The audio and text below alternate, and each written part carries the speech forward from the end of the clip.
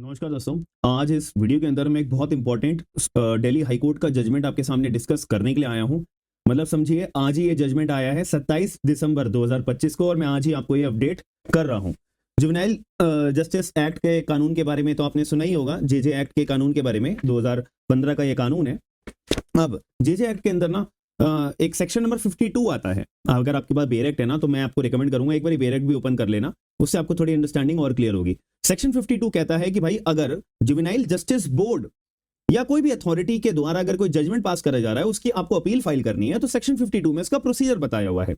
Section 52 के clause number 2 का point number A के अंदर लिखा हुआ है कि अगर जुवेनाइल जस्टिस बोर्ड के द्वारा अपराधी को, जो child in conflict with law होता है, उसको अगर एक्विट कर दिया है, तो ऐसे केस में जो विक्टिम होता है ना जो विक्टिम होता है, उसके पास में अपील फाइल करने का अधिकार ही नहीं है। तो ये मैं आपको अभी शो कर देता हूं। तो यहाँ पे सेक्शन 52 में यही बात लिखी हुई है, मतलब सेक्शन 52 के अंदर यही बात लिखी हुई है कि अगर जेजेबी के द्वारा एक्विट कर दिया गया है, तो उसकी अगर अपील फाइल करनी है विक्टिम को, तो विक्टिम के पास अपील फाइल करने का जेजेबी के एक्विटल के ऑर्डर को अधिकार ही नहीं है।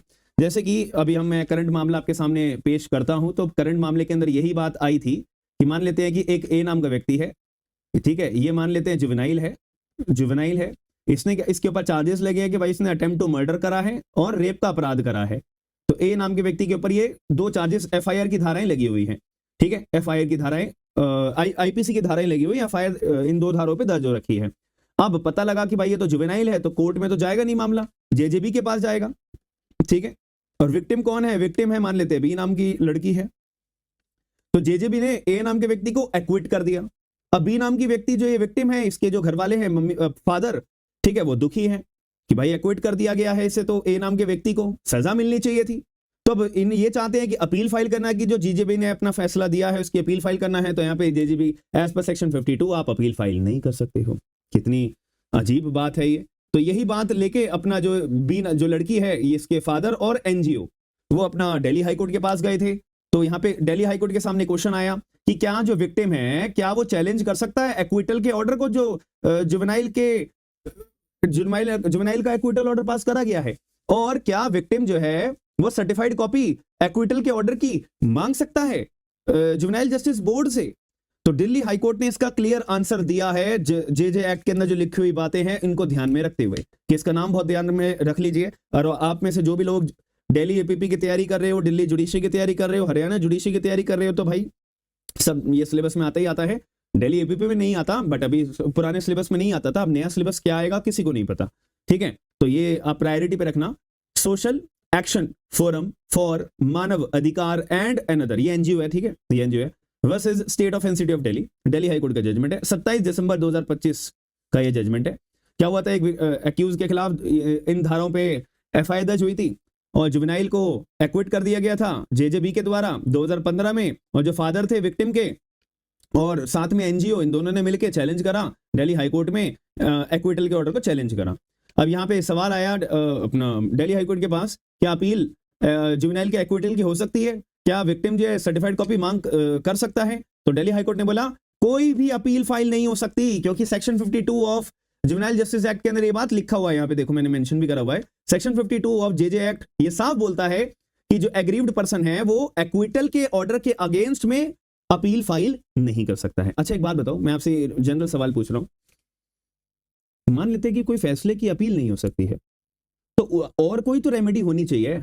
और क्या रेमेडी हो सकती है? मैं आपसे ये आपकी लीगल नॉलेज जानने के लिए एक सवाल जानना चाहूंगा, इसका जवाब मैं जानना चाहूंगा कि अगर कोई भी ऑर्डर की अपील नहीं हो सकती है, कानून ने मना करा हुआ है, लेकिन फिर भी वो ऑर्डर मुझे लगता है कि गलत है, तो मैं ऊपर की कोर्ट में कैसे जा सकता हूं?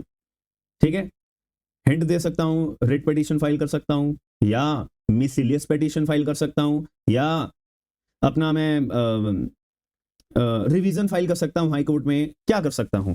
ठीक है, आप लोग मेरे को एक बार करेक्ट इसका जवाब दीजिएगा, ठीक है। तो कोई भी विक्टिम के पास स्टैट्यूटरी राइट नहीं होता। क्यों? यहाँ पे प्राइवेसी का सवाल है। तो सेक्शन नंबर 21 की अगर बात करिए, तो सेक्शन 21 में एक बार लगाया हुआ है कि भाई आप जो भी प्रोसीडिंग चलेगी कोर्ट की जुवेनाइल की, तो वो डिस्क्लोजर में चलेगी। ऐसे हर जगह पे धांधलेबाज, मतलब हर जगह डिस्क्लोज नहीं करते चलोगे, कि ए नाम के व्यक्ति का नाम डिस्क्लोज नहीं करोगे, बी का नाम डिस्क्लोज नहीं करोगे, इनफैक्ट जो child in conflict on law है उसकी भी आइडेंटिटी डिस्क्लोज नहीं करोगे। इसीलिए जो विक्टिम जो है ऑर्डर की कॉपी मांग रहे हैं जेजेबी की, तो भाई वो आपको हैंड ओवर नहीं करी जा सकती सेक्शन 21 के तहत, ये भी है, ठीक है। तो यहाँ पे सर्टिफाइड कॉपी भी मना कर दी दिल्ली हाई कोर्ट ने कि भाई आपके पास कोई अपील का अधिकार नहीं है और कोई भी एनफोर्सेबल राइट नहीं है कि आप सर्टिफाइड कॉपी भी मांग सको। That's it, I rest my case my Lord.